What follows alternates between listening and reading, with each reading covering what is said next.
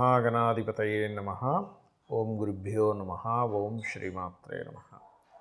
అరుణాం కరుణాతరంగితాక్షీం ధృతపాశాంకుశపుష్పబాణచాపాం అనిమాదిభిరావృతాం మయూకైః అహమిత్యేవ విభావయే భవానీ. శ్రీమాత్రే నమః. డిసెంబర్ మాస ఫలితాలు. ద్వాదశ లగ్నాల వారికి, లగ్నం తెలియని రాశుల వారికి డిసెంబర్లో అసలు గ్రహస్థితి ఏ విధంగా ఉంది అని చూసుకున్నట్లయితే, ఫస్ట్ ఆఫ్ ఆల్ మనకి రాస్యాధిపతి అయినటువంటి కుజుడు వృశ్చిక రాశిలోని ఉంటూ 7వ తేదీ నుంచి మారుతున్నాడు. అదేవిధంగా రవి కూడా అక్కడే ఉన్నాడు, 16వ తేదీ నుంచి మారుతాడు. అలాగే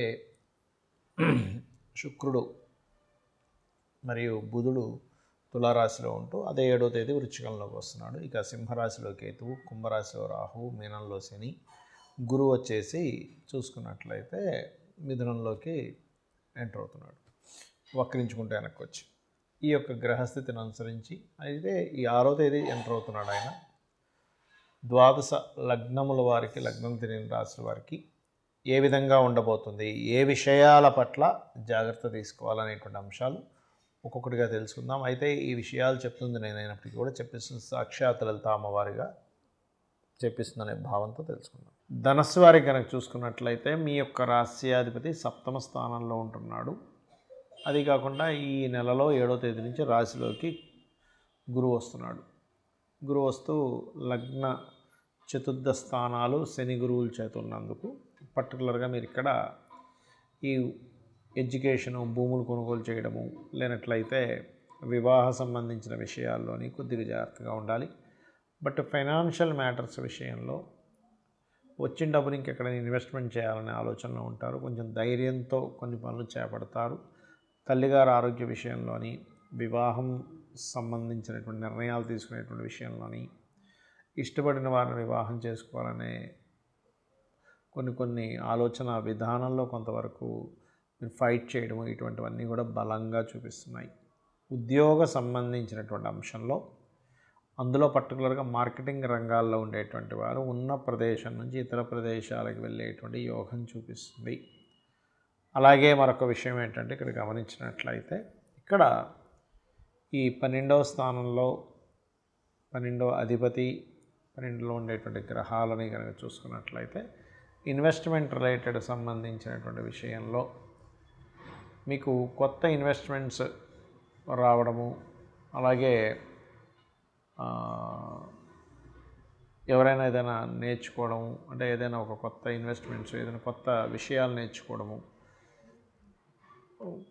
ఇలాంటివి కొంచెం చూపిస్తున్నాయి. కాకపోతే మీరు ఇక్కడ కొంచెం లగ్నంలో కూర్చుండి చతుర్థ భావంలో శని ఉన్నందుకు ఈ కన్స్ట్రక్షన్స్, వాహనం మీద వెళ్ళేటప్పుడు, ఏదైనా ఒక భూమి కొనుగోలు చేసేటువంటి అంశాలలోని ఈ నెలలో కాస్త జాగ్రత్తగా ఉండవలసినటువంటి స్థితిగతులు కనబడుతున్నాయి. ఇక మీరు నిత్యము చేయవలసిన దేవతారాధన లక్ష్మీ నరసింహస్వామి యొక్క ఆరాధన చేయండి. అన్ని విధాలా మీకు బాగుంటుంది. చాలామంది నన్ను అడుగుతున్న విషయం ఏంటంటే, మీరు గోచార ఫలితాలు చెప్తున్నారు, ఈ గోచార ఫలితాలు కాకుండా మనం వార ఫలితాలని, మాస ఫలితాలు చెప్పుకుంటూ ఉంటాం కదా, అసలు పర్సనల్ చార్ట్ మూలంగా ఎటువంటి జాగ్రత్తలు తీసుకోవచ్చు, ఎటువంటి విషయాలు తెలుసుకోవచ్చు అని నన్ను చాలామంది అడుగుతున్నారు. అదేమిటంటే, ఫస్ట్ ఆఫ్ ఆల్ మనం పర్సనల్ చార్ట్ తెలుసుకోవాలంటే మనకి లగ్నము, నక్షత్రము, రాశి, గ్రహస్థితులు ఎలా ఉన్నాయో తెలుసుకోవాలి. ఇది తెలుసుకోవాలంటే మీరు పుట్టిన తేదీ, నెల, సంవత్సరము, సమయము, ప్రాంతము కావాలంటే మీరు ఏ ఊరిలో పుట్టారు, ఏ సమయంలో పుట్టారు, ఏ తేదీలో, ఏ నెలలో, ఏ సంవత్సరంలో పుట్టారు. దానివలన మీ యొక్క గ్రహస్థితి, అంటే మీరు పుట్టినప్పుడు ఉండే లగ్నం నుంచి గ్రహాలు ఎక్కడెక్కడ ఉన్నాయి, మనం పూర్వజన్మలో చేసుకున్న కర్మల మూలంగా ఆ గ్రహాలు అక్కడ స్థితి పొంది ఉంటాయి. అంటే కొంతమంది చూడండి ఫైరీ నేచర్ ఉంటారు, కొంతమంది ఎమోషనల్గా ఉంటారు, కొంతమంది అంటే ఒక్కొక్కరు ఒక్కో మనీ మైండెడ్ ఉంటే, good communicators, very strong, very fiery, కొంచెం ఎమోషనల్గా ఉండేవాళ్ళు, ఆర్టిస్టిక్ నేచర్ ఉండేవాళ్ళు, ఎక్కువ గొడవలు పెట్టుకునేవారు, సోషల్గా ఉండేవారు, సీక్రసీగా ఉండేవారు, ఎక్కువ స్పిరిచువల్గా ఉండేవారు, ఎక్కువ వర్కాలిక్గా ఉండేవారు, బిజినెస్ మైండెడ్తో ఉండేవారు, సేవాతత్వంగా ఉండేవారు, ఇట్లా రకరకాల వ్యక్తులు ఉంటారు. అది అసలు మీరు ఏమిటి, అసలు అలా ఉండడం వల్ల మీకు లైఫ్లో బాగుంటుందా బాగోదా అనే విషయాన్ని, మీ తత్వం ఏంటని వెరీ క్లియర్గా జాతకం చూసి చెప్పచ్చు. బట్ డేటు, టైము, ప్లేసు ఇవి పర్ఫెక్ట్గా ఉండాలి. దానివల్ల ఎక్కడ డ్రాబ్యాక్ అవుతుంది, నేను ఏం చేస్తే బాగుంటుందని తెలుస్తుంది. ఇక రెండో పాయింట్ ఏంటంటే ఇక్కడ మీ ధనం, ఈ ధన సంబంధించిన విషయాల్లో చాలామంది చూడండి ఏదో చదువుతారు, ఎక్కడికో వెళ్తారు, అది వర్కౌట్ అవ్వదు, లైఫ్లో చాలా సంవత్సరాలు వేస్ట్ అయిపోతుంది. అసలు ఎందులో బిజినెస్ చేస్తే ఇప్పుడు ధనభావాధిపతి ఎవరయ్యారు, అది మెడికలా, ఇంజనీరింగా, లేకపోతే ఫుడ్ రిలేటెడ్ సంబంధించిందా, ట్రాన్స్పోర్టింగ్ రిలేటెడా, రీసెర్చ్ రిలేటెడా, స్కూల్స్ పెట్టుకోవాలా, కాలేజెస్ పెట్టుకోవాలా, లేకపోతే ఓన్గా చేసుకోవాలా, జాబ్ చేయాలా, లేదా ఇక్కడ చేయాలా, వేరే దగ్గరికి వెళ్తే బాగుంటుందా, విదేశాలకు వెళ్తే బాగుంటుంది, ఇవన్నీ కూడా మీ ధనాధిపతి చెప్పేస్తాడు. అలాగే సిబ్లింగ్స్తో ఎందుకు గొడవలు అవుతున్నాయి, మీరు ఏదైనా ప్రారంభించేటప్పుడు ఎందుకు ఆ ప్రారంభించేటువంటి అంశం లేట్ అవుతుంది, మీరు ఆ ప్రారంభించేటువంటిది ఏదైతే ఉంటుందో దాన్ని మీరు ఏ దేవతా ఆరాధన చేస్తే మీకు స్టార్టింగ్ ప్రాబ్లం కొంతమందికి ఉంటుంది. అలాగే మీరు ఏ డైరెక్షన్లో ఉండే గృహంలో, అంటే మెయిన్ డోర్ ఎక్కడుంటే, మీరు ఎటువంటి దాంట్లో ఉంటే అది మీకు, ఎందుకంటే వాస్తు మనకు కొంత సపోర్ట్ చేయాలి, గుర్తుపెట్టుకోండి. జాతకం ఎంత సపోర్ట్ చేస్తుందో వాస్తు మీకు సపోర్ట్ చేసినప్పుడు బాగుంటుంది. కాబట్టి దీనికి ఏంటి, మీరు ఎప్పుడు గృహం తీసుకుంటే మంచిది, ఎలాంటి గృహం తీసుకుంటే మంచిది, ఏ డైరెక్షన్లో ఉంటే మంచిది, అది అసలు మీ పేరు మీద తీసుకోవచ్చా లేదా, మీ జీవిత భాగస్వామి పేరు మీద తీసుకుంటే మంచిదా, లేకపోతే మీ పిల్లల పేర్ల మీద తీసుకుంటే మంచిదా అనేది ఒక లెక్క ఉంటుంది. అలాగే ఇక్కడ సంతాన అభివృద్ధి అనుకోండి, ప్రేమ వ్యవహారాలు అనుకోండి, ప్రేమించి పెళ్లి చేసుకుంటారా, లేకపోతే నార్మల్గా ఇంట్లో వాళ్ళు చూసిందేనా, లేకపోతే 2 వివాహాలు ఉన్నాయా, ఒకవేళ జీవిత భాగస్వామిని ఇంకా తప్పించుకోలేని స్థితులు ఉంటాయి కొంతమందికి ర్యాష్గా ఉండేవాళ్ళు, రకరకాల వ్యక్తులు వస్తూ ఉంటారు. మనం యాక్సెప్ట్ చేయవలసిన పరిస్థితి ఉంటుంది కొన్నిసార్లు.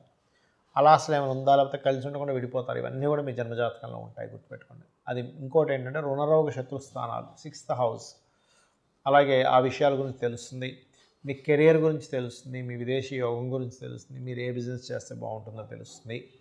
ఇప్పుడు మీకు నడుస్తున్న మహాదశ ఎటువంటి రిజల్ట్స్ ఇస్తుంది, ఈ రిజల్ట్స్ నుంచి మీరు మంచి అవుట్పుట్ రావాలంటే మీరు ఏం చేయాలి, అలాగే మీరు పర్టికులర్గా ఈ యొక్క మహాదశల్లో ఏ అంతర్దశల్లో బాగుంటుంది, బాగోదు అనేటువంటి అనేకమైనటువంటి అంశాలు, మీ పాస్ట్లో జరిగినవి కానివ్వండి, మీకు ప్రజెంట్లో జరుగుతున్నవి కానివ్వండి, మీకు ఫ్యూచర్లో ఉండేటువంటి కొన్ని అంశాలు కానివ్వండి, ఇవన్నీ కూడా మీ పర్టికులర్గా మీ పర్సనల్ చార్ట్లో అది ఎలా ఉంది అనేటువంటి చెప్పేదే మీ జన్మజాతకం.